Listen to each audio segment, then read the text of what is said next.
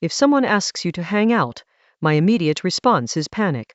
Why do people keep wanting to see me? What do they hope to accomplish? Do I look like someone who emits let's get a drink energy? Is it written on my face in Comic Sans if I said yes to every plan I've been invited to?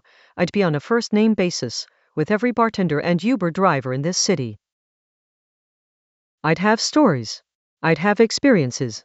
But instead, here's how you nuke every plan as efficiently as possible so you can stay home and, ideally, never experience joy. First of all, never, ever give a straight answer. The mythical "let me check my schedule" is the starter pack, but let's go advanced. Tell them you're in the middle of a personal transformation period, which means you can't commit to plans further than 17 minutes into the future. Tell them you might be changing careers, moving to a different time zone, or joining a monastery. Keep the details vague. In fact, data scientists have proven that specifics only encourage hope. If someone is persistent, "No, seriously, we miss you, let's do something." Escalate the situation. "Sure, what about tomorrow?" And when tomorrow comes, you execute Operation Sudden Misery. I recommend the emotional weather report excuse. Example: "Hey, is it just me or does it feel like sadness is in the air tonight? Can't risk being contagious." If you want to spice it up, add some light existential dread. "Isn't it weird how nothing matters and nobody can ever be fully known?" They will never reschedule. Congratulations, you're safe. Those long-term friends who can't take a hint, you need guilt. Weaponize it.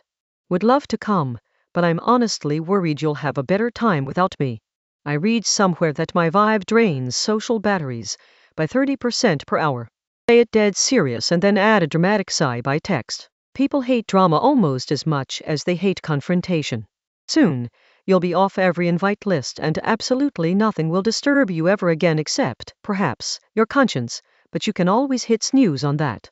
Sometimes you'll get invited to group events with strangers present. This is advanced nightmare mode for me. The best excuse here is my immune system isn't compatible with new social energies right now.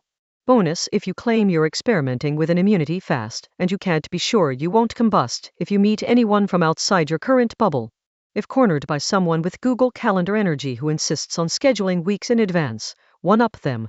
Let's pencil something in for the 12th of never. I like to plan for the long term.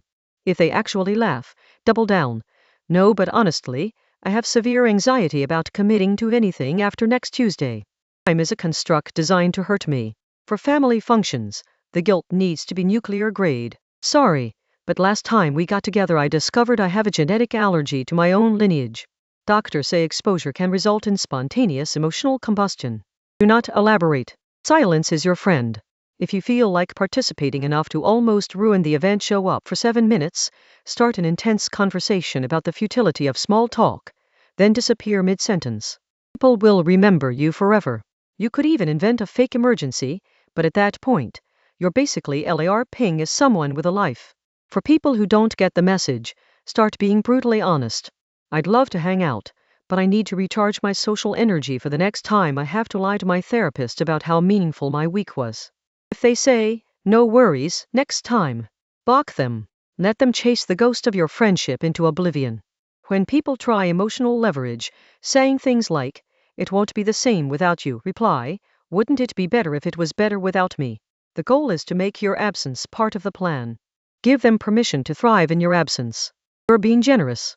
Pro tip: if you're ever forced to RSVP, say yes and then the day before, stage a dramatic existential revelation. "I've realized my presence at group events disrupts the butterfly effect. Scientists couldn't rule out the possibility that if I show up, someone in Belgium will stub their toe."